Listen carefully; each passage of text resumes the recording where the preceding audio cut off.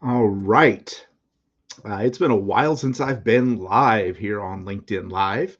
We are also simulcasting over on Facebook and on YouTube. I will tell you that if you're seeing me on the Facebook, as it were, and you want to join the conversation, if you want to join the chat, come on over to LinkedIn because the LinkedIn Live chat is going to be active. And so I'm going to get my slide deck up here, and then we will get into today's webinar. Today's webinar is the first of a 7-part series. And y'all, I wrote a book. And it's interesting because I used to work in academia, whatever one wants to call it. And in that setting, there was a lot of pressure to publish for faculty. I was not a faculty for most of my career. For most of my career, I was working in student affairs. And so it's the people who keep colleges and universities running outside the classroom, the people who run residence halls and career development centers and multicultural centers and uh, campus activities departments and orientation departments and all those things that make a college or university run. I did that for 20 years, but I worked with faculty, and I know that there was a lot of pressure to publish. I eventually went through my own process and got a doctorate and had to publish my dissertation, right? And then, but also along the way, as a practitioner, even though practitioners of student affairs, there wasn't a lot of pressure to publish for our careers. I did want to publish to just share either research I was doing, share sort of best practices I was engaged in. And so I did some publishing where you go through the gauntlet of, sending manuscripts to editors and they tell you, yes, we accept it, no, we don't. Or in my case, pretty frequently it was, you know, more of, hey, we think we could accept this if you fix some things, right? If you work with us. And so I worked with editors and got published the kind of quote unquote old fashioned way a few times. And those are all things I'm very proud of. But this book is self published. And it's funny because I think when I worked in higher education, I sort of bought into a stigma about self-publishing that I was conditioned around, and so that's something that I've had to shake when writing this book. So I see we're getting an audience now. So please in the chat, let me see if I can get the chat up here just so I don't miss anything. But if you're in the chat, say hello and tell me where you're joining from. I'm excited that you joined me today to talk about this book and to talk about me as the author and really where this book came from. That's what I want to talk to you about. The rest of this series, the sessions, the second through seventh session, are going to be chapters in the book, and so I'm just going to take a chapter at a time and share some of what's in that chapter. Now, if you already have the book and you've read it, then you'll be in a position where you can ask some more in-depth question about some of these concepts. If you haven't, don't worry. You can still join any of the sessions and still have a robust conversation, right? Because I'm sure that those of you who are on with me now are leaders in various settings. Hey, Jennifer from Balsam Lake, Wisconsin, fantastic. But I'm sure you're leaders in different settings, and so you'll each have things that you'll be able to offer to the conversation, right? Leadership is not owned by any one person. It doesn't matter how many degrees you get. I've got lots of degrees and wrote a dissertation on leadership, and I still learn something about leadership almost every day. So let me pull my slide deck up here so y'all can follow along with what we are doing today. And I'm going to do this and share my screen. The author. There we go. So today's session is all about me. It's about the author. Let me see if I can swap these because I would like the slideshow to be bigger than me. There we go. So let me. This is my formal bio, and if you've ever seen me speak at a conference, do a keynote, you've probably seen this bio. This bio makes it look like I have my life together because I've got several graduate degrees. I'm a certified Myers-Briggs interpreter. I'm the senior consultant at Adaptive Challenge Consulting. I've worked at a lot of universities, but also prior to my work in colleges and universities, I had some other interesting careers that I'll talk about in a little bit. But this makes it look like my act is together. I will tell you that I'm particularly proud of getting a doctorate in leadership, right? And this is something that not everybody studies this. A lot of people study it informally, and that's great. And I've studied it informally a lot, as you'll see in my little slide presentation here. But I've also studied it formally. I've studied what academic literature says about what leadership is, what effective leadership is, what good leadership is, and what bad leadership is. And more importantly, how do we foster better leadership, right? And so through that formal study, it was able to really, really hold up a mirror to the informal study that I had been doing for a long time. And let me tell you, well, also this is the real me. And those of you who've seen me do speeches know that one of the jokes I lead with is that those two numbers at the top are very important to me. The 2.16 was my GPA when I finished college. So a lot of my friends graduated magna cum laude and summa cum laude. I just graduated, thank the laude. Can't believe this dude even made it, right? And that number 7 is how long it took me to finish my original college degree. You know, for most people, it takes 4, maybe 5. It took me 7, and my GPA was 2.16. So if you look back at that last slide and you think, wow, Dr. Mueller's got his act together, maybe now-ish, but life is full of twists and turns, and I was not a great student. As a matter of fact, the reason I got into student affairs was because my involvement in clubs and organizations on campus kept me from failing out of college a few different times. And so I appreciated the co-curricular and the extracurricular engagement. It made a huge difference in my life, and that shaped the last big chunk of my career. These are some other things that kind of make me interesting. One of the things is at the bottom, you'll notice I was an improv comedian for about 9 years at a comedy club. And I have some friends in leadership development that work for a very well-known international leadership development organization. And I went and did a little in-service for them for their faculty and staff. And they followed up with me. They said, well, we want to do some work with you potentially, but we need about 5 or 6 people that have an improv comedy background and a doctorate in leadership. And I can't find anybody else, right? So if you're listening right now and you happen to know someone who's got a terminal degree in leadership, who also has done improv comedy, let me know. I might have some cool opportunities for them. One of the things I do whenever I have conversations, I love to show this graphic. This graphic is, it features the FedEx logo. I'm in Central North Carolina, and FedEx has a large presence here. But when I speak to audiences, typically about 25% of audiences that I engage with have never seen that in between the E and the X in the FedEx logo, there's an arrow in the negative space. The negative space between the orange E and the orange X creates an arrow. And so I share this image frequently when I do keynotes and when I do workshops, because my goal, I realize that between 1/4 and 1/3 of every audience that I engage with has never seen this arrow before. They've never seen it. And then suddenly they're going to see it. And the amazing thing is they're never, ever, ever going to unsee it, right? You cannot have an aha moment, right? Aha moments are when your mind stretches and notices something, but once you've noticed it, you can't aha that moment. And so my hope is when I write this, as I wrote this book, that it reflects multiple opportunities for you to have what many of my audiences call a FedEx arrow moment, finding that thing that you can never unperceive. For blind folks, there's a really cool example called the Wilhelm scream, or for anybody for that matter, called the Wilhelm scream. But if you're blind or limited vision, the Wilhelm scream is something that everybody listening to me right now, everybody on this webinar has heard the Wilhelm scream. If you're a hearing person, you've heard the Wilhelm scream probably 50 or 60 times in your life.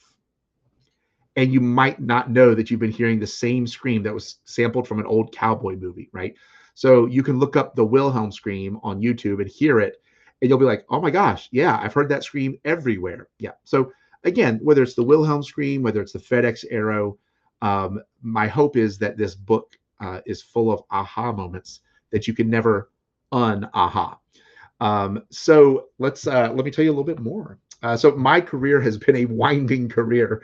I mentioned some kind of higher ed part. I've been a pharmacy technician. I sold computers and cell phones, have done Disney travel agent work, director of orientation, computer lab attendant, Etsy shop owner, y'all, director of a career center, a waiter, you name it. I'm not going to read all of these things because I'm running out of breath here.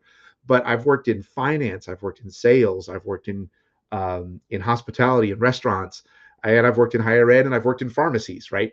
And so I've had a lot of different opportunities to work with managers and leaders in different sectors. And then that has only helped when I went to sort of study leadership formally, because I had different careers and different work engagements that I could kind of check back on and compare against this academic literature that's sometimes written in a vacuum.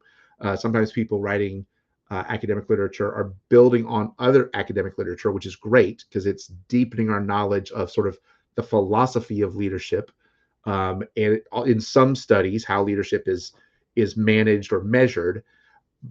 But it's very, very valuable to have one foot in an academic camp and another foot in just the working world outside of academia. And so these kinds of really random jobs each taught me a little something about leadership, and sometimes I was very conscious of it, and sometimes I wasn't. But they gave me lessons along the way, and I'm going to tell you something neat about how I collected those lessons. Um, as far as how I got curious about leadership, and this is for those who've read the book, this is in my introduction, and I'm not going to read the full introduction, but I'm going to tell a little bit of the story, which is I was a band nerd in high school. And so in the chat, if anybody was a band nerd, definitely let me know what you played. And also for those of you who've just joined us, say hello from the chat. I'd love to know who else here. But I was a band nerd in high school. I was a trombone player, and we had class rings back in the 80s and 90s, and it was sort of a big deal to put your accomplishments on your class rings. And so, if you were on the tennis team or the football team or the basketball team or academic team or marching band, you would put your activities. Well, I wanted nothing more than to be the drum major. If you don't know what a drum major is, it's the person in the band who stands up on a podium and conducts so that the band can follow along. I thought that right there, that is the epitome of leadership, right? Everybody's eyes are locked on you. If you move your hands faster, they will march faster and play faster. If you move your hands slower, they'll march slower and play slower. And I thought that's the epitome of being a leader. And I was already in the band. And so I told myself, well, I'm not going to allow myself to get a class ring until I can put something really cool on it. And I want to put drum major on that class ring.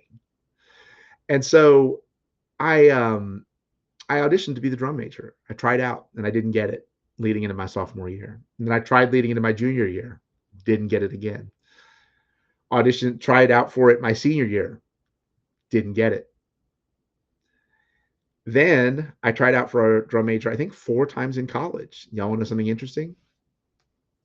I've never bought a class ring.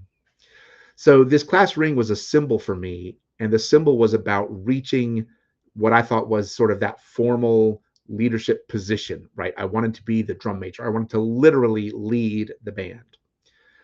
One thing, though, that I do talk about in the book that is a little bit of a surprise, and this helped me learn one of my first lessons about leadership, is that when I was at the end of my junior year, when I found out that I didn't make drum major, it was announced, the new drum major was announced at our band banquet. It was an end of the year banquet for the marching band. And it was, I found out leading into my senior year that I had not made drum major, and I was in tears. I was so sad.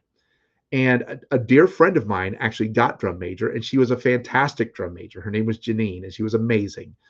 And also, I recognize that that in addition to probably being a better drum major than I was one of a very small handful of trombone players, and I think trombone players were I think we needed extra trombone players to be playing and not conducting.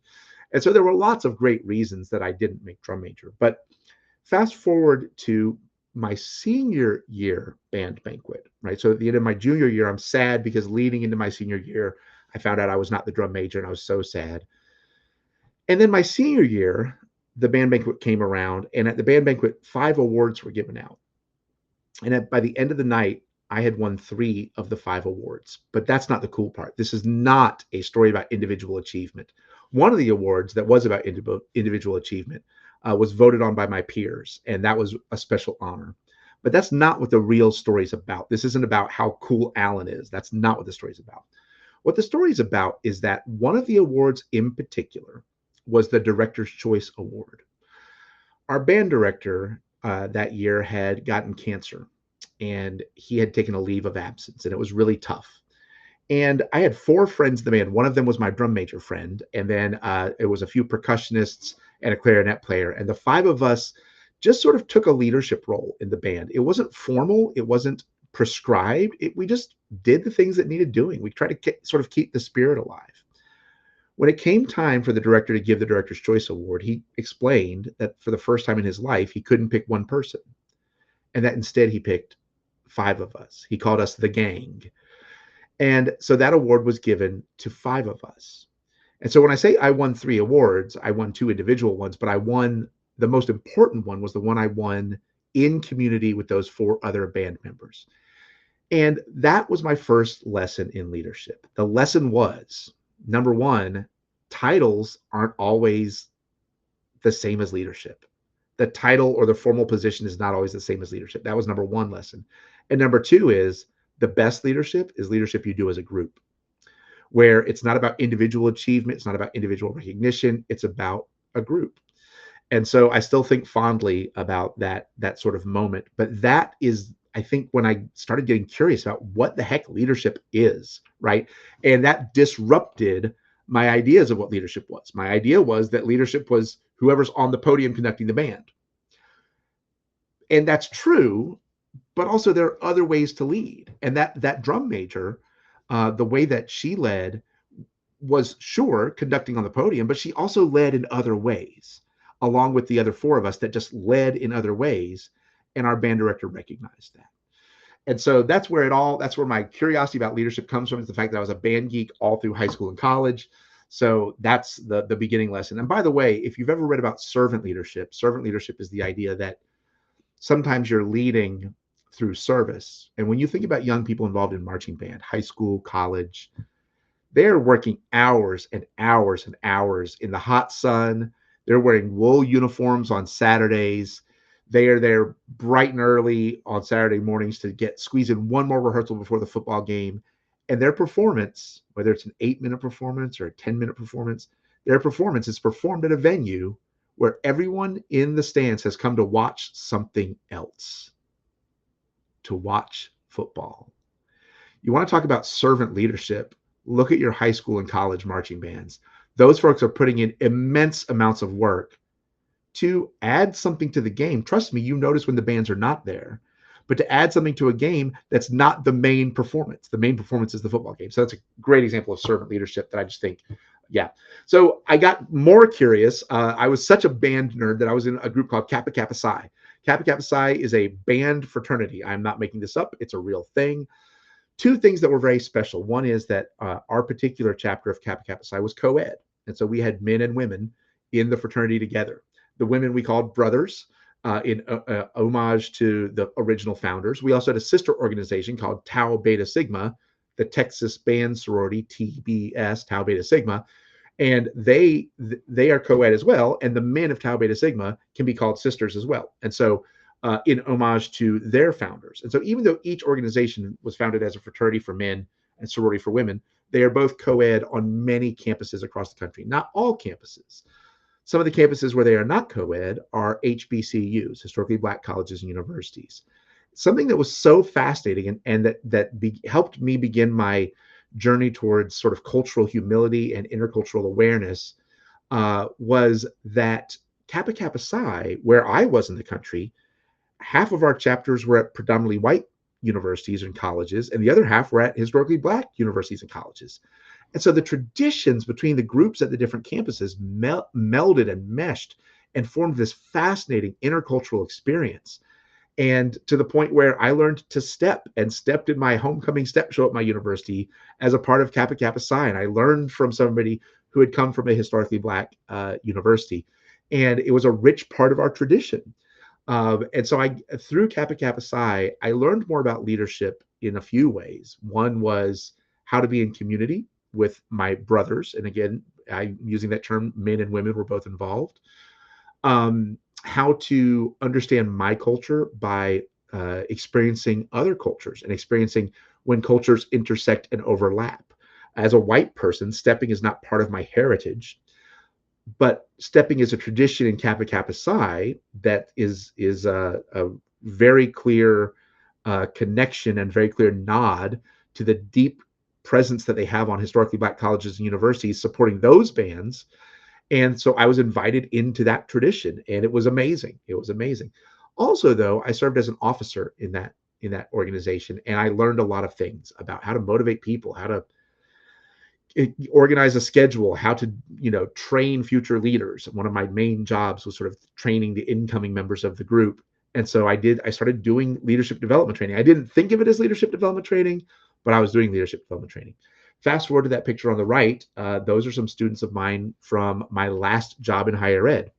I worked at Salem College, which is the oldest continuously operating women's college in the country, and I was the assistant dean of students. And we did a leadership program. It was called Leaders in Training, LIT. I did not come up with the name. The person who came up with the name was like, yeah, it's leadership, it's Leaders in Training, it's LIT. And I said, hey, friend, I love the name. And this was 2017, 2018. I said, I love the name, but people aren't going to be saying it's LIT 2 or 3 years from now. That's going to be, we don't have leftover, leadership programs from the 70s called groovy leadership, right? So, but she said, oh, it's okay. It'll still be Leaders in Training. I'm like, sure, Leaders in Training. But in Leaders in Training, if those of you who are on, if you've ever done a high ropes course or a low ropes course, say yes, high ropes, yes, low ropes in the chat. But there's a whole sort of educational science to high ropes courses and low ropes courses. There's a sort of educational method, experiential pedagogy, where if you've done a high ropes course or a low ropes course, a lot of times the mechanics of what you're doing is you're working with a team to get from one log to another log using something, or to get from one space to another space, or to get someone over a wall, or all of these different physical, tactical things that you're trying to do in a high ropes or a low rope setting. But the magic comes from after the activity is finished, when you sit in a circle and you reflect.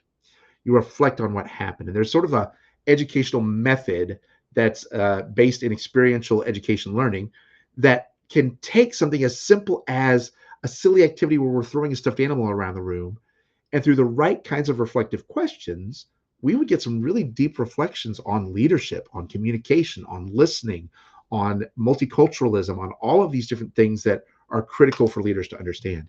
So that particular group there was one of, I'm going to guess, 30 different cohorts of student leadership groups that I facilitated on multiple campuses. I created emerging leader programs on 3 different campuses, revitalized one on a 4th campus, and ran one on another campus as well. And so these were not classes. Nobody got credit. They didn't get a scholarship. They got nothing. And this was very against the conventional wisdom at most colleges and universities where I worked, because the belief was students will show up if you give them a free t-shirt, free pizza, or money or class credit, that you had to give them something for them to show up. Well, I had an experience early on in my career where I realized, what if the something that they get is just a worthwhile experience where they find community and learn about leadership? And so these programs, every campus where I built them, they would start small, and within 3 semesters, a year and a half, they'd be so big that we had to kind of expand. And I did this 3 different times. And so changing a leadership culture at multiple organizations, and the ripple effects are things you would not believe. There are at one of the institutions, the leadership program got so big that the students were more thirsty for engagement, and there weren't enough clubs on campus to fulfill their needs to get engaged and involved in things. So they formed some local fraternities and sororities, people who had come out of our leadership program. I was at a different college, and the cheerleading coach got cut, and the cheerleading team without a coach couldn't really operate. Well, the cheerleading team, I think, was like 9 students, and 5 of them had gone through my leadership program. So the semester after a few of them had finished, they came to my office and said, we're going to restart the cheerleaders, but as a club, because we've learned all these things about leadership. And they also asked me to be their advisor, which was very interesting. But the bottom line is that these leadership programs aren't just about teaching you leadership skills so you can go do something. It's about helping you establish a culture of leadership on your campus. In research world, there's a group called the W.K. Kellogg Foundation, and they've done research on leadership programs. And one of their findings was that universities, corporations, K-12 systems, nonprofits, that organizations that have formal leadership programs, they get leadership gains even among people who aren't in the programs. So if you're a corporation and you have an emerging leader program and you get 20 people to participate each year, but then you have a staff of 1,500, well, those other, if the others who aren't participating will still hear new language, new ideas, see examples of leadership in action from those who've been in the programs. And so one of the things that people think, especially in corporate, is that, to get the benefits of the leadership program, everyone has to go through the leadership program. And that's ideal. But there are other times when, if you get maybe 25% of your team, 30% of your team, or even half of your team to go through a leadership program, the other folks are going to pick up some things along the way, which is fascinating, right? Anyway, so I did a lot of those emerging leader programs. I thought they were amazing, to the point where eventually I wrote a dissertation about those programs. And so I traveled all over the country. I got grants to cover my travel, and I got to travel to amazing universities. Also, I wanted to be very conscious about my cultural lenses, right? You may have noticed I'm a white person, right? I'm a man. I'm not currently disabled. I'm college educated. There's a lot of things that make me me, that are lenses that I always have with me, right? And so I can't ever leave the house one day and be like, you know what? I'm going to be white today, but I'm going to leave man at home. Like, that's not how it works. All of Allen goes everywhere I go, right? And so I wanted to be very conscious of that. So the three universities that I ended up studying, one was a PWI, predominantly white university institution, Emory down in Atlanta.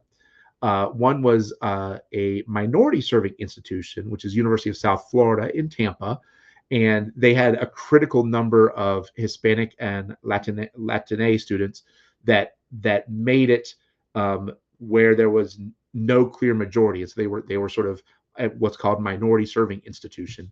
And then Howard University, which is one of the most storied historically Black universities in the country.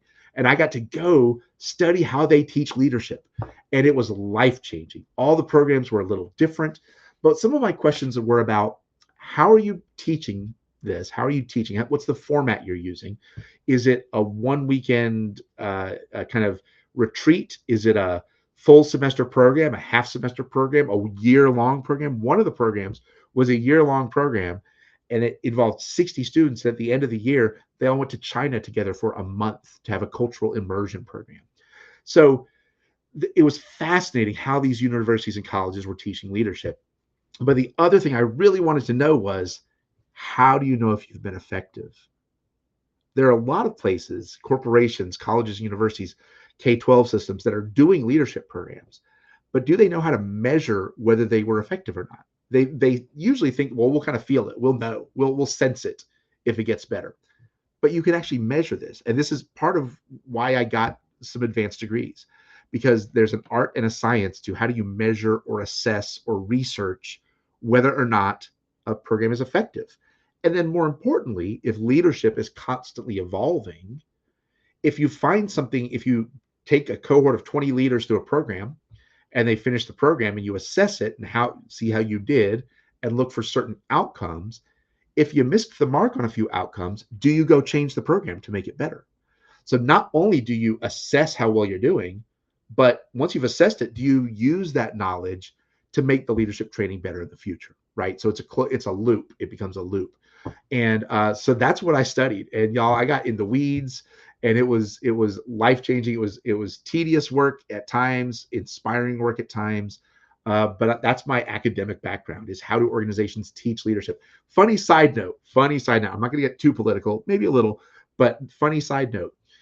Colleges and universities, the first time that a big number of universities across the country started co-curricular leadership programs, meaning leadership programs that weren't classes. You didn't get an academic credit for it. Co-curricular or extracurricular leadership programs. There was a huge surge in leadership program development on college and university campuses around the Richard Nixon administration. I am sure there were faculty and deans and administrators and student affairs professionals sitting in rooms going, okay, what are we teaching effectively at our university? Are we teaching history effectively? Great. Chemistry? Great. Biology? Great. Business? Awesome. Teacher education? Great. We're teaching all these things. But there was a moment when these administrators paused and asked, are we teaching ethical leadership? Are we teaching ethical leadership? The Nixon administration was so embroiled in controversy and ethically questionable things, that universities and colleges responded by going, we need to invest more deeply in the teaching of ethical leadership. By the way, there was another small bump in college and university leadership program development in 2016. I also expect more development soon. And y'all can take that for what I you can read straight between the lines on that one. So the bottom line is that leadership by definition, as far as what is leadership, which actually my next free webinar, we're going to get squarely into what is leadership. But leadership does and kind of has to involve an ethical component. The idea of unethical leadership is sort of a misnomer, right? That leadership by definition should be ethical. And we'll delve into that more deeply on the next one. So, as far as how this book came about, y'all, I am an extrovert. And even though I would love to be one of those people who journals, I think that I so admire people who journal and are reflective on a daily basis and write in a journal every day. That's not me. I'm not that disciplined. And I'm particularly extroverted. So sitting by myself and writing doesn't sound fun. But 22 years ago, I had this idea that maybe when, and that was before my doctorate, before my ed specialist degree. I think I had just finished my master's. So we're talking like 2003, right? So 22 years ago, I thought one day I'd love to learn how to sell the idea, how impactful leadership can be for the organization. Oh my gosh, Jennifer, yes, it's tough.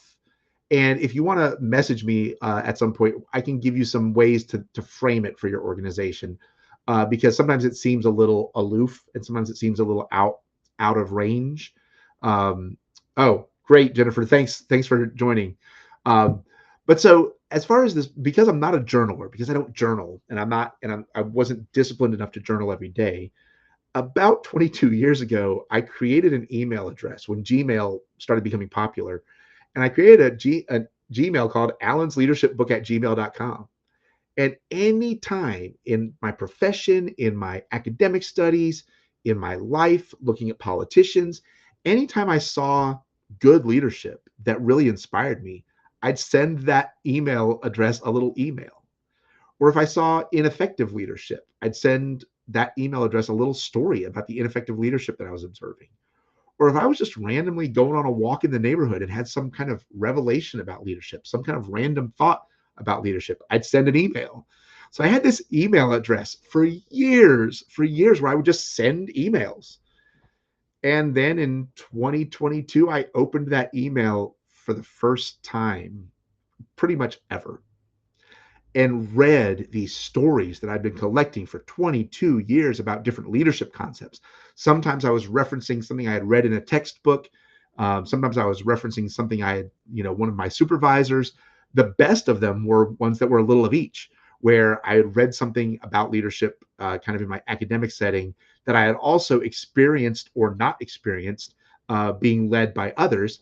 And I would write these little reflections and send them to this email, and I collected them over 22 years, and now there's a book. So that's part of the mechanics. So real quick, and we're going to wrap up here, but if anybody has any questions, please put questions in the chat, because this was quite the adventure. The book is available. Actually, let me put, I think I can put this in the chat here. Bear with me 1 second. Y'all can tell me if this shows up. Hopefully this will show up in the chat. Oh, can't.